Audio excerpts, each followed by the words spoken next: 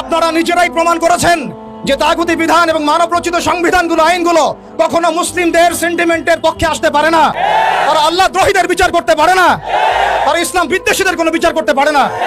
আপনারা পারেন শুধু দুটো কাজ করতে: এক, পশ্চিমাদের তাবেদারি করতে, এবং দুই, ভারতীয়দের তাবেদারি করতে এবং তাদের অভ্যন্তরীণ দালালদের তাবেদারি করতে।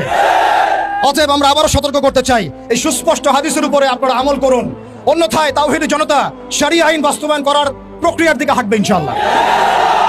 ইয়া খিলাফা ইয়া শাহাদাত, হয় খিলাফত না হয় শাহাদাত, হয় খিলাফত না হয় শাহাদাত।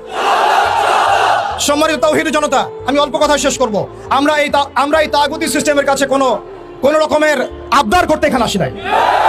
আমরা তাগুতি সিস্টেমের কাছে আবদার করতে আসি নাই, বরং আমরা অধিকার পেশ করতে এসেছি। এটা আমাদের কোনো দাবি না, বরং মৌলিক অধিকার। আমরা আমাদের মৌলিক অধিকার পেশ করতে এসেছি। আজকে আমরা আরো বড় পরিসরে দাবি দেওয়া পেশ করব, বরং এটা আমাদের অধিকার। সেটা হচ্ছে শুধু রাখাল রাহা নয়, বরং যত প্রকার শাতেমে রাসূল আছে, যত প্রকার আল্লাহ দ্রোহী আছে, ইসলাম বিদ্বেষী আছে, প্রশাসনের মধ্যে হোক, আমলাতন্ত্রের মধ্যে হোক, এমপি মন্ত্রীর মধ্যে হোক, জনগণের মধ্যে হোক, ব্লগারদের মধ্যে হোক, যে কোনো শ্রেণী পেশার মধ্যে হোক না কেন, তাদের সবার বিচার বাংলার মাটিতে করতে হবে।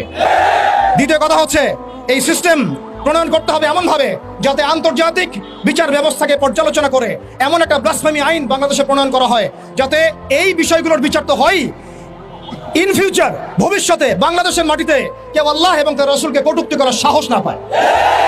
এমন একটা আইন আমরা প্রণয়ন করতে চাই আপনাদের মাধ্যমে, এবং এমন একটা আইন প্রণয়নের দাবি করতে চাই আপনাদের কাছে, যে আইনের মধ্য দিয়ে আগামীর বাংলাদেশে কোনো প্রজন্ম গড়ে উঠবে না যারা আল্লাহ এবং তার রাসূলকে গালিগালাজ করে।